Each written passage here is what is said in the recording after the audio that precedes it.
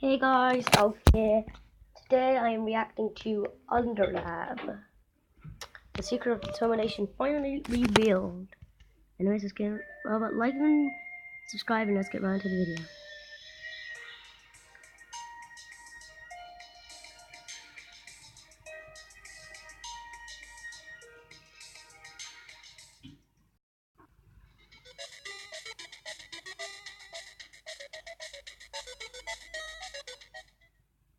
Hello and welcome back to Underlab. We've looked at what makes human souls so powerful, and we've examined the motivation behind anything that can be considered to be evil within Undertale. Determination cropped up in both videos very frequently, but I still feel no one really knows what exactly determination is yet. While it's left to be intentionally ambiguous throughout the game, there's still a host of evidence available to us that sort of explains what exactly determination is capable of. So stay determined, as we're about to finally reveal the true nature of a force that can be used for infinite good or infinite evil.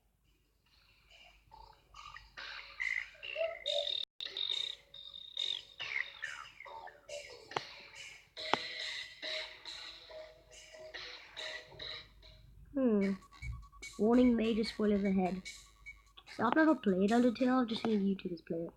The first instance of determination within the game occurs long before we even start playing. A long time ago, humans and monsters were at odds with one another, which led to a great war over the fear of the monster's ability to absorb human souls. Apparently, monster souls require love, mercy, and compassion, whereas human souls don't require any of that whatsoever. Instead, they're pumped full of determination like a wrestler on steroids, and are far more powerful as a result. This led to the utter destruction of if you don't know what steroids are, they're things that make you really strong.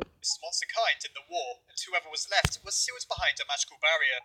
I don't take them, okay? I don't take them. This way in which we see it appears to be what distinguishes human souls from monster souls, and due to it, humans are physically much stronger. Apparently, humanity can't use magic, despite creating a magical barrier to lock the monsters away. It's unknown whether this is because the humans have since forgotten how to use magic, or whether the human magi who first created the barrier weren't really humans at all. Regardless, with or without magic, a human will win against a monster in almost any situation, as monsters have many weaknesses, such as taking more damage when off guard, or being easily conquered by a human who has harvested huge amounts of EXP and love. Oh, and if you weren't aware, those acronyms stand for execution points and level of violence. Determination is therefore partially responsible for physical strength, so it would seem. We know that within Undertale it isn't solely what makes you strong, however.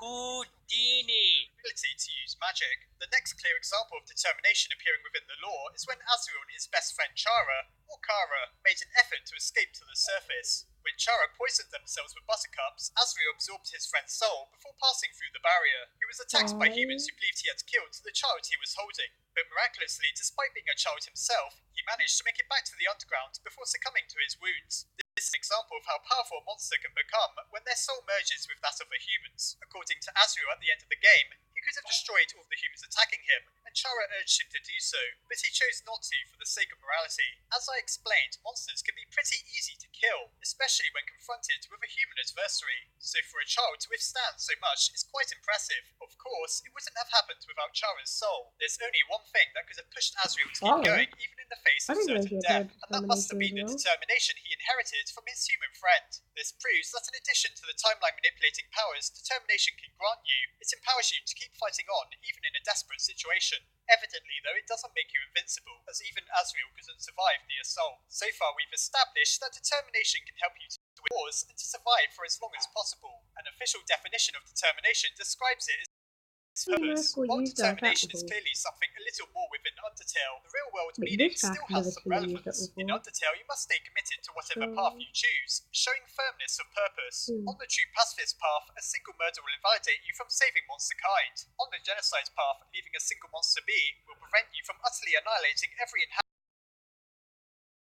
Determination follows. However, it's more than the simple quality of showing persistence. After all, the purple soul represents perseverance, so why have two souls to represent what is essentially the same trait? The answer is simple enough. Determination in Undertale has inexplicable qualities that distinguishes it from being a mere characteristic. The best example of this is shown by the horrors of the True Laboratory. Desperate for a way to escape the underground, the real scientist Dr. Alphys resorted to experimenting with determination. Wait.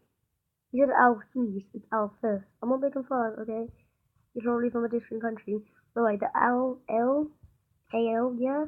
I have A at the beginning of my name because I'm named Alfie. Extracted from human souls. Monsters lack the physical matter to sustain themselves after death like a human, so she figured if she took the key component of human souls and gave it to dying monsters, they'd be able to live on. Presumably, the next phase of the plan would be to make monsters powerful enough to pass through the barrier without the need to fuse with a human soul. Unfortunately, this never came to be, as her experiment went catastrophically wrong and resulted in the monsters melting down and merging together, creating the aberrations known only as the amalgamates. What is it about determination that monsters can't control? While a monster can take a human soul and be okay, or even become far more powerful, it seems when exposed to the raw isolated element known as determination, monsters break down entirely. I went into more detail with this in my video titled Why Are Human Souls So Powerful?, which you can check out in the description if you wish. An interesting comparison I made at the time is that magic could be the equivalent of determination for humans. If humans can't express themselves through magic, what would happen if they were forcefully injected with it like the amalgamates were with determination? Would humans also melt down and fuse together? It seems fairly likely. This comes back to why determination is so unique in the first place. Apparently, monsters are mostly comprised of magic, which explains Alfie's line about them lacking the physical matter to store determination. But what about Undyne? She seems to be unique for a monster in that she's also filled with determination.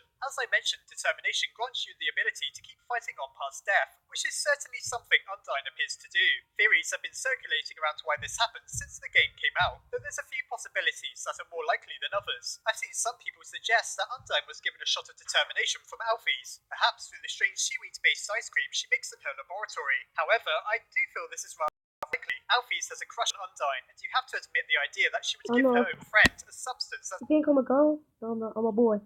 known to melt down monsters into mush is rather odd. Even then, why does determination help Undyne rather than making her simply melt? On the genocide path, she pulls herself back together in order to keep fighting. This means that determination is having its intended effect, which doesn't make terribly much sense, considering that it's resulted in eldritch horrors on every other occasion. I think what's more likely is that determination manifests itself within Undyne for two reasons. Firstly is that she's physically strong, so therefore may have the physical matter required in order to sustain those levels of determination.